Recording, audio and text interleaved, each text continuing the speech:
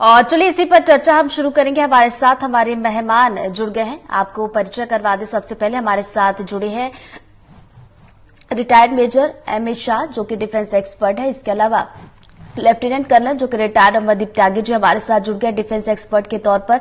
इसके अलावा सुहेल खान जी हमारे साथ जुड़े, जो कि जीएस फैकल्टी ऑफ डिफेंस है।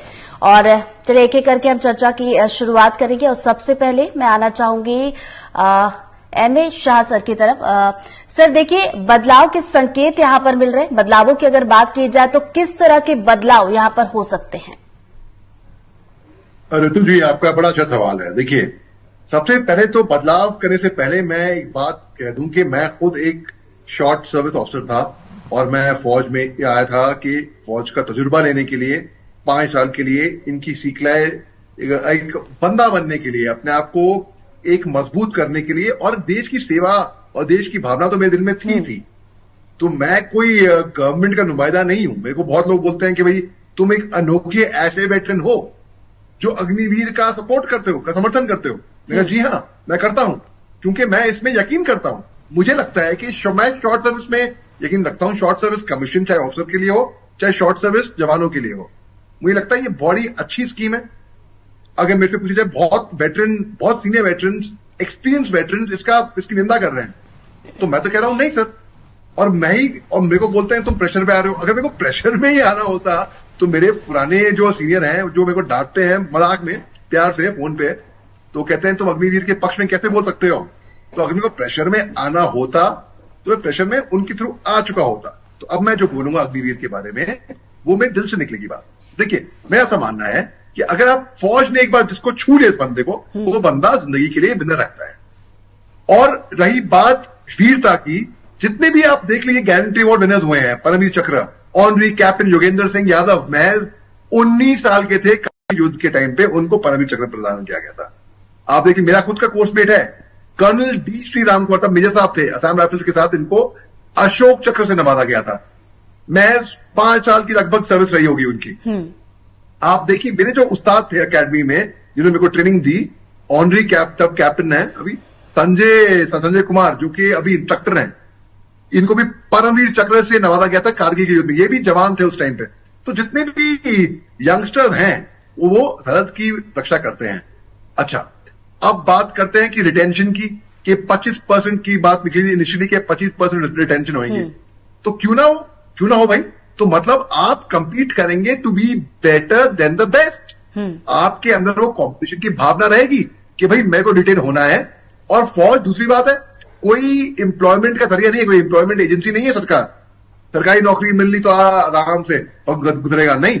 आपको मेहनत करनी पड़ेगी, आपको पसीना बहाना पड़ेगा, तब आपकी रोजी रोटी आपको मिलती है जी। तो बस उसी तरीके से अग्निवीर की बहुत लोग इसकी प्रोटेस्ट हुई हैं, बहुत लोगों ने बिल्कुल इसके विरोध में दोबारा आपके पास लौटूंगी। शाह सर का एक बार फिर शुरू करना चाहूंगी। सर, जैसा कि रुझान को लेकर बातचीत की जा रही थी कि रुझान जो है कम होता जा रहा है, सर्वे भी किया गया है। विचार की अगर बात की जाए तो देखिए किस तरह के विचार इस पर हो सकते हैं कि जो अग्निवीर में आना चाहते, इस योजना में शामिल होना चाहते, ताकि उनका रुझान बढ़े। किस तरह के बदलाव यहाँ पर हमें देखने को मिल सकते हैं?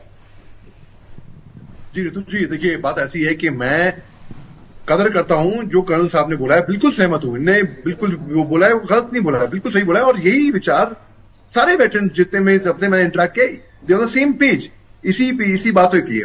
मैं अलग सोच रहा हूं क्योंकि मैं खुद एक शॉर्ट सर्विस ऑफिसर था, और जब मैंने साइन अप किया मेरे को मालूम था कि मेरे को 5 साल के बाद पेंशन नहीं मिलेगी। मेरे को मालूम था ये बात, फिर भी मैं आया फौज में क्योंकि मेरे को एडवेंचर का बड़ा शौक था।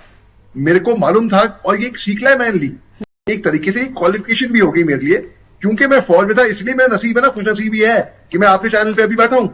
अगर मैं सिविलियन होता, ऐसे कई सारी चीजें हैं, केवल फौजी आदमी केवल सिक्योरिटी के लिए ही लायक नहीं होता, उसके अलावा मैनेजमेंट, फौज आपको ट्रेनिंग दे देती है हर चीज में, लाइफ स्किल्स, आपको हर चीज ट्रेनिंग दे देती है। और फौज एक ऐसी संस्था है जो आपको वर्दी अपनी हैंग करने के बाद भी आपकी देखभाल करती है। तो जी हाँ, उन्होंने बोला कि लैटरल एंट्री तो हो, बिल्कुल मैं मानता हूं होनी भी चाहिए। रही बात पेंशन की, तो बहुत शॉर्ट सर्विस ऑफिसर बोलते हैं हमको भी पेंशन चाहिए। भाई जब मैंने साइन अप किया था, मेरे को भी बुरा नहीं लगेगा, मेरे को भी बड़ा खुशी हुई कि अगर तुमको पेंशन मिल जाए तो क्यों ना हो।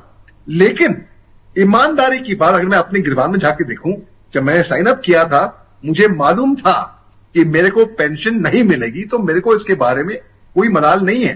हाँ, फौज ने इतना सिखा दिया मेरे को कि कोई भी फौजी भूखा नहीं सोता। फौजी आदमी हमेशा कुछ ना कुछ अपना जुगाड़ बिठा देता है, ये फौज आपको सिखाती है। दूसरी बात, रही बात नेशनल सिक्योरिटी की, जो कि सबसे फोरमोस्ट है, तो अगर नेशनल सिक्योरिटी की बात रही तो सरहद पे कौन गार्ड करता है? 40 साल या 35 साल की उम्र के सीनियर ऑफिसर्स या जवान तो या जीसीओ, जो यंगस्टर होते हैं, सरहद पे आमने सामने की लड़ाई कौन लड़ता है? जो कि यंगस्टर होते हैं, वो महज 4-5 साल की सर्विस के होते हैं तकरीबन। अब बात करते हैं अगर इनको पेंशन देनी चाहिए। देखिए, फौज वाकई में मैं ऐसे मानता हूं कि कोई एम्प्लॉयमेंट एजेंसी नहीं है। ये अगर हम एम्प्लॉयमेंट, एक जिंदगी जीने का तरीका है, it's a way of life. अगर आपको देश की सेवा सच में करनी है, इसे साबित हो गया। आपको अगर देश प्रेम की भावना है तो जी हाँ, आप आएंगे और आप करेंगे देश की सेवा। अगर आपको नौकरी ही चाहिए केवल, तो बहुत बहुत नौकरियां हैं। आप अपना मैनेजमेंट करिए, अपना इंजीनियरिंग करिए, सिविल में आप नौकरी तलाशिए, कोई कमी नहीं है, पैसे भी मिलेंगे वहां पे। आप बताइए, जिस उम्र में आप बाहर आ रहे हैं, अग्निवीर जो 75% जो बात हुई थी, जो बाहर आ रहे हैं, एक तरीके से मैं देखूंगा वो क्वालिफाइड भी रहेंगे। वो क्वालिफाइड भी रहेंगे, क्योंकि अगर आपने मिलिट्री सर्विस कर दी है तो लोग आपको और सीरियसली लेते हैं, ऐसा मेरा मानना है।